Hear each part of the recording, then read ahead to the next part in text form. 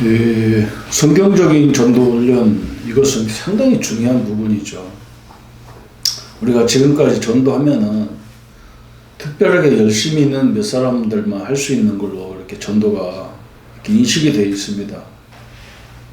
그래서 대부분 또 전도를 못하는 사람들은, 열심히 좀 할 수 없는 사람들은 굉장히 이상하게 죄인 취급받는, 죄인 의식을 갖는 그런 상황이었죠.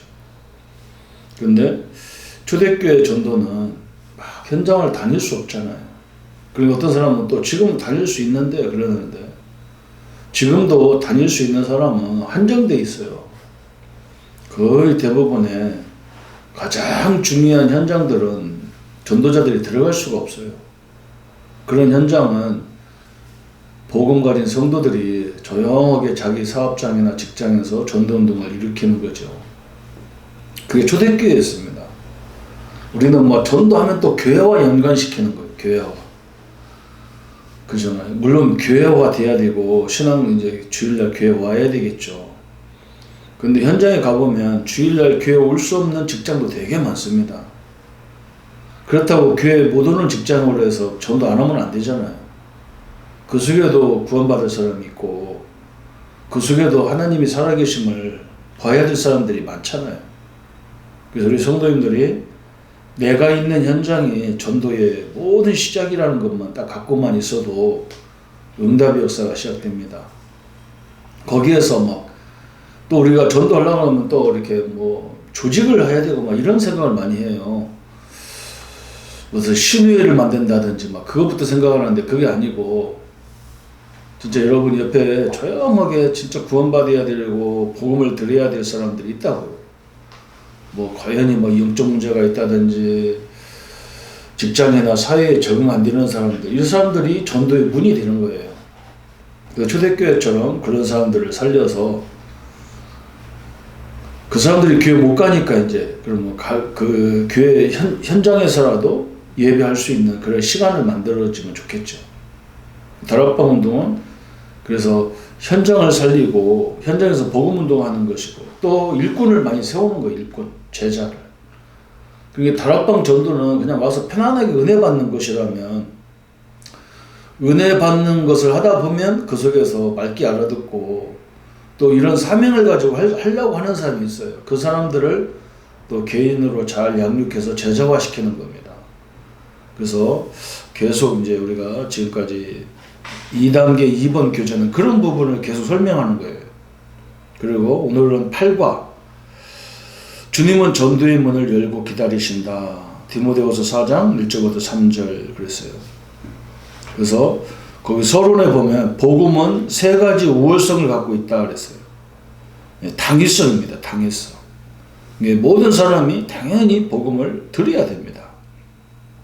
베드로전서 1장 9절에도 믿음의 결론은 구원이라고 그랬고, 요한복음 3장 16절 하나님이 얼마만큼 세상을 사랑하냐면 당신의 아들을 십자가 죽일 만큼, 죽여서 구원할 만큼 세상을 사랑하는, 나를 사랑하는 거죠. 마태복음 24장 14절에도 이 복음이 모든 민족에게 증거된 후에 끝이 온다 있고, 예수님도 마태복음 28장 16절, 마가복음 16장 15절에 보면 모든 족속으로 만민에게 가라 그랬잖아요. 또 필연성입니다. 그래요? 반드시 필요한 거죠. 왜 그러냐? 인간은 로마 3장 23절 죄에 묶여져 있습니다. 10절에 보면 의인은 없나니 한 사람도 없습니다. 이 땅에. 창세기 3장으로 요한복음 8장 44절 마귀 자녀로 다 묶여져 있단 말이에요. 그래서 하나님이 우리에게 말씀대로 이 땅에 오셨고 말씀대로 우리를 구원하시나, 부활하셔서 우리를 구원하시죠. 창세기 3장 15절에도, 사도행전 11장 3절 4절에 바울이 자기 규례가 있다고 그랬어요. 왜냐? 모든 사람에게 복음이 필요하기 때문에. 그 다음에 절대성 그랬어요. 그리스도 외에는 다른 방법이 없어요. 그게 굉장히 중요한 거예요. 죄 문제, 사단 문제, 지옥의 지옥 문제는 그리스도 외에는 방법이 없어요. 그래서 절대적이다 그랬어요. 그래서 우리가 항상 우리 주님은 우리가 생각이 없어서 그렇지, 생각만 갖고 있다면 전도문을 반드시 열어놓고 기다리고 계신 거예요. 첫 번째 보니까 우리의 진정한 반성. 이 반성만 해도 사실 역사가 일어나는데 지금도 불신자는 많은 것을 소유하고 죽어가고 있어요. 그걸 볼 줄 알아야 돼요. 우리는 막 다 가졌기 때문에 저 사람이 너무 행복하지 않겠냐 그러는데 안 그래요. 다 가지고 응? 여러분 가졌다고 내 마음대로 할 수 있는 게 아니잖아요. 자기 회사 돈이라고 해서 자기 마음대로 쓰다가는요 그 걸려 들어가게 돼 있어요. 굉장히 중요해요. 우리는 돈이 없으니까 누가 감시도 안 하는데 그죠? 돈 많은 사람들 큰 기업가들은요 모든 경영을 투명하게 다 조사합니다. 세무서, 국세청, 기관들에서 다 조사해요. 돈 함부로 이렇게 쓸 수가 없어요. 자기 건데도 그래요. 그게 세상이에요. 길을 잃고 길을 완전히 잃어버렸다. 사람들 길을 잃어버렸어요. 뭐 때문에 그렇게 죽도록 살아야 되는 이유가 없어요. 그죠? 아이고 내가 우리 자식을 위해서 내가 벌어줘야지. 저는요 부모가 남긴 재산을 가지고 살라는 사람이 올바른 사람 하나도 없어요. 여러분 그렇잖아요. 하나님이 우리 인간에게 다 줬는데 그걸 가지고 자기가 하나님 앞에서 세상 앞에 살아야 되는데 누가 준 걸 가지고 살으려고 그 생각 자체가 이미 틀린 거예요. 또 복음을 거의 듣지 못하고 죽어가고 있다면 그래요. 들은 사람이 별로 없어요. 심지어 교회를 출입해도 정확한 복음을 듣지 못하고 있다. 교인 중에 확신 없이 방황하는 자가 많다. 사명자들이 다른 길에 몰두하고 있다. 그리고 사명자들은 이게 문제거든요.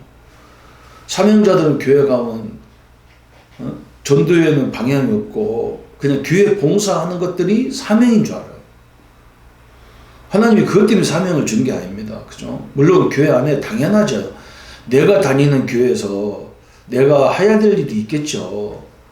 그걸 보고 사명이라고 생각하면 안 되잖아요. 그건 당연한 거지. 아니 내가 우리 집에 가서 내가 음식을 내가 우리 사람도 잘 만들면 당연히 하는 거지. 그걸 내가 사명이라고 생각하면 됩니까? 사명은 그죠? 하나님의 가장 사명은 땅끝까지 가서 복음을 증거하겠는데 여러분 땅끝이 또 어떤 사람은 그래요. 땅끝이 어디 나가야 땅끝이라는 안 그래요. 내가 서 있는 곳에 한 바퀴 뺑 돌으면 거기가 땅끝 똑같은 줄 아는데 지구가 둥근데 땅끝이 어디겠어요. 내가 있는 곳이 항상 땅끝이에요. 그 속에 하나님의 계획이 있단 말이죠. 그래서 조금만 우리가 반성해도 구원받을 사람이 꽉 차 있기 때문에 이걸 찾아내면 되잖아요. 그죠? 저는 옛날에 초등학교나 중고등학교 가보면 학교를 못 들어가게 한다고요. 지금도 그렇잖아요. 그런데 지금 다 수업 받을 시간인데 아이들이 수업을 못 받고 바깥으로 돌아다녀야 돼 있다니까. 그래서 선생님이 그냥 놔두더라고. 왜냐면 걔는 통제가 안 되는 거야. 학교 적응이 안 되는 거예요. 그런 애들이 많아요. 그래서 바깥에까지는 못 나오니까 운동장에서 빙글빙글 도는 거예요. 그래서 걔를 불러가지고 전도하고. 학원 같은 데 가보면 맨날 제가 밝았는데 어느 날 이렇게 어두워진 애가 있어. 그럼 무슨 문제가 있다는 말이잖아. 그걸 조금 이렇게 따뜻하게 해주면서 얘기 들어보면 분명히 그에게 복음이 필요한 거예요. 이런 걸 도와주는 거예요. 어떤 애들은 시험 보고 와가지고 처음 잘못 봤다고 막 낙심하고 기가 죽었네. 그게 전도의 시간이 기회잖아요. 그죠? 이게 얼마든지 있는데 그냥 우리는 그냥 멀쩡한 것만 하려고 하니까 이게 보이지를 않는 거예요. 전도문을. 그래서 지금 빨리 일꾼을 찾아 현장으로 나가야 되는데 하나님은 성도가 나가서 세상을 건지고 말씀으로 변화시키기를 원하신다. 이 일을 사단은 두려워하고 있다. 어떤 문을 향해 나가도록 성경은 지시하고 있는가 그랬어요. 이제 오늘 세 가지 전략이 이제 이 다락방이 아니라 사도행전 바울이 가장 큰 전략이 세 가지예요. 첫 번째는 일꾼이 없는 상태에서 문을 여는 방법. 사도행전 17장이에요. 이게 나중에 10과 11과 12과에 가보면 이걸 구체적으로 설명하는 거예요. 우리가 항상 보면 그렇잖아요. 우리가 가야 될 현장이 너무 많은데 그냥 들어갈 수 없잖아요. 우리는 막 그냥 간다고 그냥 아무 조사도 없이 막 그냥 현장을 달려가니까 안 되는 거지. 거기에 일꾼이 없냐. 우리는 그걸 판단해야 돼요. 내가 안 가도 일할 수 있는 사람이 있냐, 이걸 중요시해야 돼요. 그 다음에 두 번째는 일꾼이 있는 상태의 문을 여는 방법. 세 번째는 교회 내의 일꾼을 찾아서 문을 여는 방법. 이게 사도행전 17장, 18장, 19장이 바울이 가장 전도에 신경 썼던 부분이잖아요.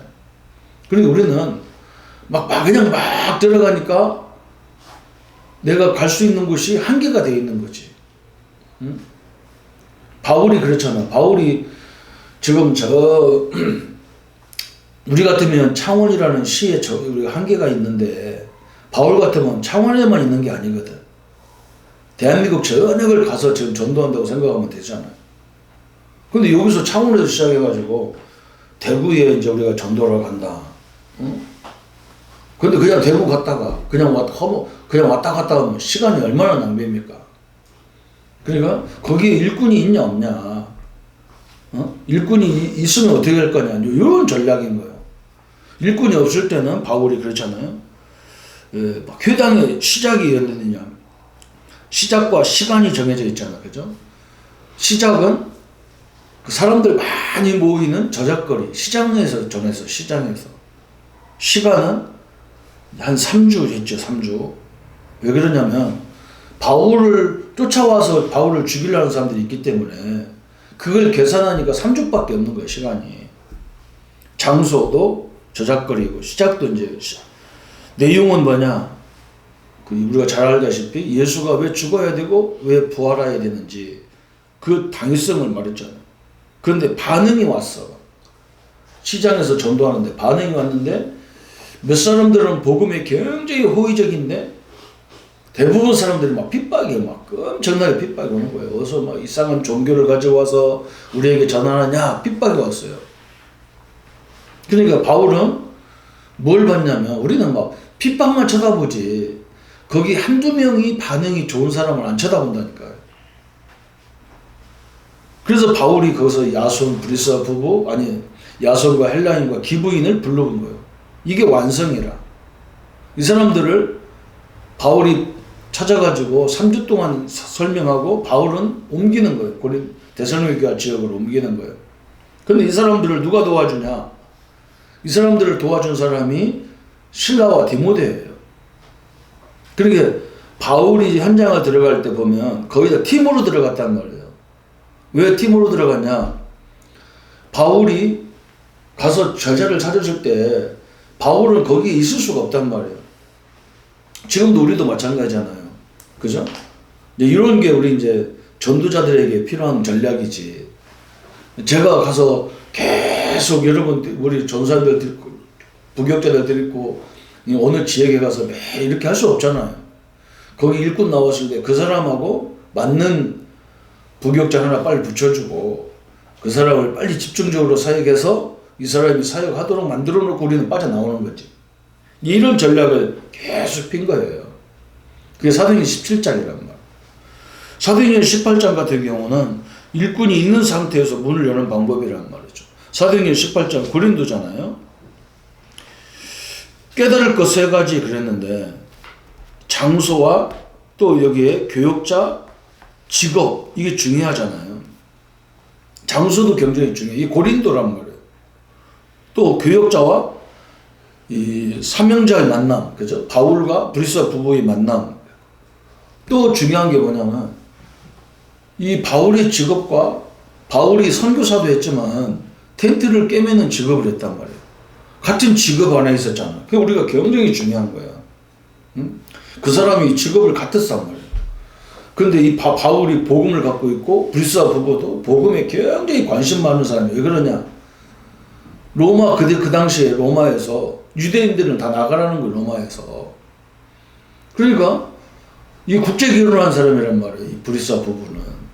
한 사람은 로마 사람이고 한 사람은 유대인이야. 그 이거 기독교인이 유대인이라는 것 때문에 기독교인이라는 것 때문에 쫓겨난 거예요. 그러니까 이 사람이 얼마나 답답하고 가겠어요. 그때 바울을 딱 고린도에서 만난 거예요. 텐트를 꿰매는 자리에서. 그게 바울이 그 사람을 데리고 물론 그 현장에서 양육도 했겠지만 그게 일꾼은 그렇게 할 이유가 없어요. 일꾼은 이 사람이 막 복음을 가진 사명자인데 이 사람에게는 막 양육 이런 게 필요 없어. 사실은 뭘 해야 되느냐, 주일날 회당에 데리고 가서 바울이 회당에 들어가서 회당에서 말씀 가르치는 걸 보여줬다니까. 이게 중요하잖아요. 이 사람들 관심 있는 사람은 보여주면 그대로 따라서 합니다. 그렇잖아요? 우리 학생들이, 랩런트들이 공부하는 걸 못 봤단 말이에요. 공부하는 것을. 참 이게 답답한 거거든. 공부 제대로 하는 사람 못 봤다고. 이게 굉장히 문제거든. 저는 이렇게 너무나 감사한 것이 어릴 적에 우리 어머니가 꼭 우리 제일 큰 누나하고 나하고 나이 차이가 21살 차이 나는데 그 집을 보내는 거예요. 누나네 집을. 내가 초등학교 들어가자마자 막 보내더라고. 그래서 우리 어머니 왜 그러냐면 큰 누나 귀찮아하게, 큰 누나도 애들도 잔뜩이 나하고 1살 차이니까 우리 조카들이 막 1살, 2살 차 조카가 4명인데 걔들 거의 다 나오고 다 6살 이렇게 안에 다 있어. 이게 나나 뭐 누나네 애들이나 거의 뭐 나하고 우리 누님하고 같이 다니면 아들이냐고 물어보니까. 근데 그 집이 어떤 집이냐면 집 전체가 그냥 책장이라 책장. 책이라 아니야. 도서관 같아. 도서관. 우리 매형이 선생님인데 책을 얼마나 많이 읽는지 몰라요. 그래서 내가 지금도 기억나는 게 우리나라에 시인 나태주 시인이 있는데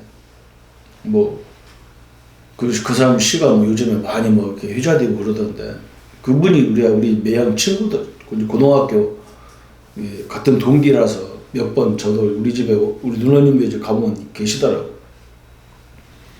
그런 사람들 만나니까 늘 책을 가까이 하는 사람을 방학 동안에 가면 만나잖아요. 그러니까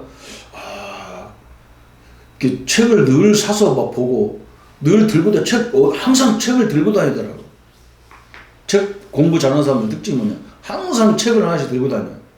그래서 항상 조금 그 책 보는 것도 굉장히 과학적으로 보더라고. 우리는 그냥 조금 보는데 이 사람들은 하루에 몇 페이지씩 이렇게 딱딱딱 정해서 보더라고요. 그러니까 책을 많이 보니까 굉장히 재밌어. 그 사람들이 얘기하다 보면. 그러니까 그런 걸 못 본 거예요. 전도 현장도 못 보고. 저는 참 지금도 감사한 것이 그런 공부하는 거라든지 또 뭘 봤냐면 선교단체들이 전도 현장 가서 하는 걸 봤다니까. 이렇게 늘 이런 제가 지금 하는 식으로 매일 한 가지 돌아가면서 계속 반복합니다. 이걸. 왜 그러냐면 내가 이 부분에는 내가 전문가가 돼야 하잖아요. 전도자는. 내가 현장 가서 전도하는 사람이 내가 유 목사님도 요즘 그러잖아요. 뭔가 편집되지 않으면 안 된다잖아요. 메시지가 내 것이 딱 편집돼야 뭔가 역사가 일어나지. 그게 안 돼 있는데 어떻게 그 역사가 일어납니까? 그래서 사람들이 이 시간을 두지 않더라고. 이 1시간을. 그러니까 너무너무 답답하잖아. 그죠? 그러니까 바울이 불사 부부를 데리고 같이 평상시에는 일하고 안식일날 가서 회당에 찾아가서 사람들에게 복음을 전하고 양육하는 걸 보여준 거예요. 그 끝난 거죠. 게임이 끝났죠. 그죠? 세 번째는 교회 내의 일꾼을 찾아보내려는 방법. 사도행전 29장 두란노 같은 거죠. 목표가 있어요. 두란노는 양육할 때 바울이 아시아라는 걸 놓고 했은 거예요. 아시아를. 선택, 훈련 그러잖아요. 바울이 그 두란노 서원은 에베소 지역은 낮에는 더워가지고 도저히 더워서 학교에서 공부를 못하는 거예요. 그래서 한 2시간 정도를 더운 지방이니까 집에 가서 쉬는 시간이 있단 말이에요. 그 시간에 우리가 말하면 전도 신학원을 여는 거예요. 그러니까 사명자가 아니면 절대 올 수 없는 거라. 그렇잖아요. 여기에 중요하잖아요.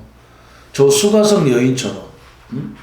수가성 여인이 물을 뚫어 왔는데 사람들이 안 다니는 이런 시간에 온 거예요. 왜 그러게 예수님 벌써 딱 보니까 눈치를 챘잖아요. 예수님이. 저 사람이 얼마나 사람 보는 것이 막 싫으면 놈들 없을 때 물들어왔단 말이에요. 그리고 네 남편이 몇 명이냐, 네 남편이 어디 있냐 물어보잖아. 남편이 없다는 거잖아. 왜냐면 이 사람은 막 너무 영적 문제가 많아서 한 사람하고 오래 살지를 못해. 그러니까 자기는 남편이 없다는 얘기를 이런 얘기죠. 그래서 예수님이 거기다 복음 말하잖아요. 굉장히 중요한 시간이잖아요. 그래서 지금 일꾼을 어떻게 구분할 거냐. 단순히 다락방문을 열 수 있는 조장도 있고, 그죠? 조장은 사람들에게 모아주고 이런 사람들이죠.